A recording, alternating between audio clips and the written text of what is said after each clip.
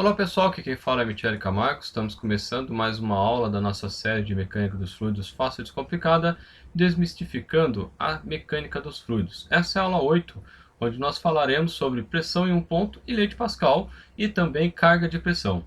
Esses tópicos fazem parte da estática dos fluidos. Vamos lá, pressão em torno de um ponto de um fluido em repouso. A pressão no ponto de um fluido em repouso é a mesma em qualquer direção. O que a gente está querendo dizer aqui? Eu tenho os pontos aí laranja, roxo e preto. Vamos pegar aí como exemplo o ponto em laranja. O que acontece? Se eu estou com o fluido em repouso, eu não tenho movimentação. Então, para isso, eu tenho que ter somatória de forças igual a zero, lá da estática, né? Então, a estática dos sólidos vale para a estática dos fluidos também. Então, nesse caso, eu tenho pressão em função da própria altura, a diferença de altura que a gente acabou de ver na aula anterior. Então, essas pressões têm que se anular. De que maneira isso acontece? Eu tenho, por exemplo, aqui o ponto laranja, ele está grande, mas ele é muito pequeno, né? Do ponto de vista matemático, o ponto é algo que não tem área. Você não calcula a área de um ponto, porque não existe, né? Do ponto de vista de conceito. Então, aqui é uma coisa bem pequena. A gente colocou maior para poder enxergar.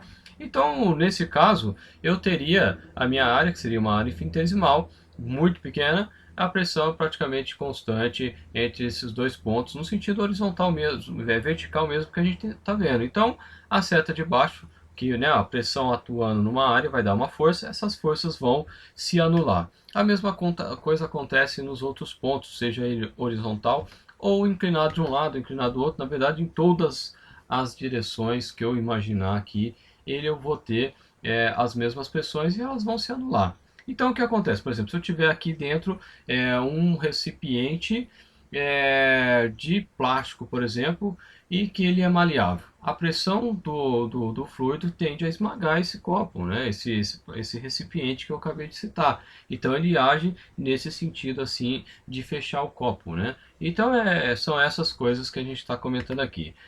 No ponto B, no ponto roxo também vai acontecer a mesma, ou no ponto preto também vai acontecer a mesma coisa. O que seria a lei de Pascal, então? A lei de Pascal diz o seguinte, que a pressão aplicada num ponto do fluido em repouso transmite-se integralmente a todos os pontos do fluido. O que isso quer dizer? Vamos imaginar aqui o mesmo reservatório da tela anterior, onde eu tenho os pontos 1, 2 e 3. E aí eu tenho aqui, neste momento, fazendo as contas, a pressão 1 igual a 1 newton por metro quadrado, pressão 2 igual a 2, pressão 3 igual a 3. Aí eu aplico, através de um Embro, uma pressão de 20 newton por metro quadrado. O que vai acontecer com a pressão? Eu vou ter uma nova pressão, P1 linha, P2 linha, P3 linhas, correspondente a 21 newton por metro quadrado, 22 e 23. Ou seja, a cada ponto, essas pressões se somaram com a pressão que foi aplicada. Esse é o princípio da hidráulica. Esse é o princípio do macaco hidráulico e isso que a gente vai estar utilizando nesses tipos de exercício. Lá em hidráulica ou pneumática, quando se fala qual a força do pistão necessária do pistão, etc., é esse princípio que a gente aplica lá. Então vamos para um exemplo prático. A figura esquemática esquematicamente uma prensa hidráulica. Os dois êmbolos têm respectivamente as áreas de 10 cm² e 100 cm². Se for aplicada uma força de 200 N no êmbolo 2, qual será a força transmitida em 1? Isso é o que acontece no macaco hidráulico. Você põe lá o seu carro para suspender, ou você vai no mecânico, ele coloca lá o macaco e começa a acionar a alavanca e o carro começa a ser levantado. Com uma força muito pequena você consegue elevar um peso bem grande. Então aqui no caso não tem alavanca, né? É o peso aplicado direto, mas daria a mesma questão, a gente só teria que fazer o cálculo pela alavanca também, mas aqui seria a coisa mais simples possível. Bom, vamos à resolução, né? O que a gente tem? A gente tem que a pressão transmitida pelo êmbolo vai ser o quê? Força 2 dividido pela área 2. Então, pela lei de Pascal, essa pressão será transmitida integralmente para o êmbolo 2. Portanto, P1 é igual a P2. A pressão que eu vou aplicar vai ser a mesma pressão que será aplicada lá no outro êmbolo. Ah, mas e a pressão por diferença de nível? Não importa, ela vai aumentar a pressão nesses pontos também, mas o que importa é no outro êmbolo, é só a transmissão. Então a força que eu estou aplicando vai gerar uma pressão que vai ser totalmente transmitida para o outro ponto. Então neste caso, P2 é igual a F2 sobre área 2, que é igual a F1 sobre área 1, a definição de pressão. Eu quero calcular a força 1, então força 1 igual a F2 área 1, peguei a força de 1, passei para o outro lado, dividido pela área 2. Né? Então ficou a força 2 sobre a área 2 vezes a área 1.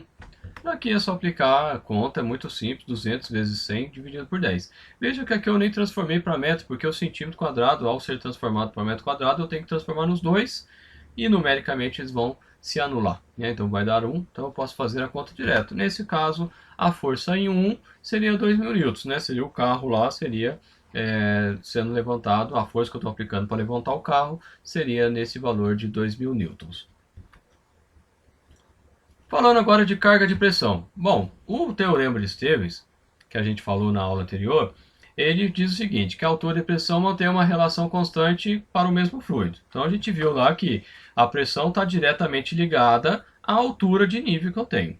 Então, se for água, vai ser um peso específico. Se for óleo, vai ser outro. Se for piche, vai ser outro. Enfim, dependendo do fluido, eu vou ter pesos específicos diferentes. Mas, dentro do mesmo fluido, a pressão está relacionada com a altura. Né? A pressão do fluido está relacionada com a altura que eu tenho de nível de fluido. Então, nesse caso, o que a gente pode fazer? A gente pode expressar, então, uma unidade de pressão em termos de metro. Daqui que vai surgir, lá quando a gente for falar de altura de energia, a altura de energia em tantos metros.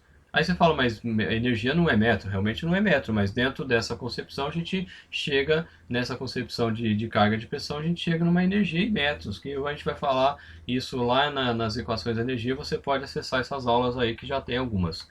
Bom, então, pressão sobre gama é um H. Então a gente tem lá que pressão é ρ, é gama H, então o H é pressão sobre gama. Esse H é o que a gente vai chamar de carga de pressão.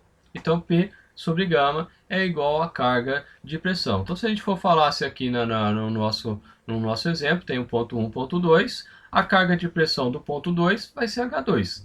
A carga de pressão do ponto 1 vai ser o H1. Mas para isso, para que eu possa calcular a pressão, eu tenho que informar qual que é o líquido. Então, aqui eu tenho água, né? Tá até azulzinho.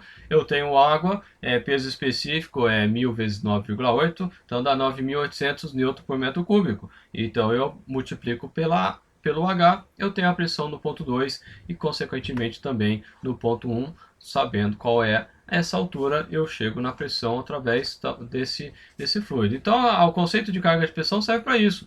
Eu falo qual fluido que é, eu sei, aí eu vou saber qual que é a viscosidade, massa específica, principalmente, e aí eu calculo a pressão em função do nível que eu tiver. Vamos falar de um exemplo, né? Esse aqui já é um exemplo prático, a gente vê bastante. Né? Então você tem um tubo que escoa um determinado fluido com um peso específico gama qualquer, numa determinada pressão.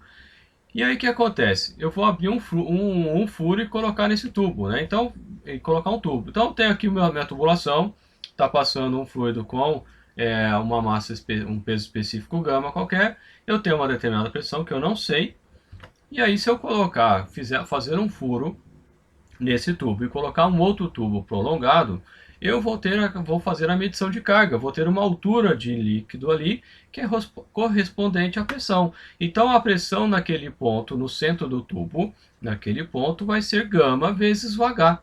Isso às vezes, isso é utilizado, pode ser utilizado, né, em sistemas hidráulicos, aonde eu quero fazer medições ao longo desse escoamento. Então, ao longo desse escoamento, ao invés de eu colocar um manômetro, eu poderia colocar um chamado piezômetro, que seria o nome correto desse negócio aí. Que a gente vai falar um pouquinho mais para frente disso também. Né? Então, seria uma outra maneira de fazer isso aí.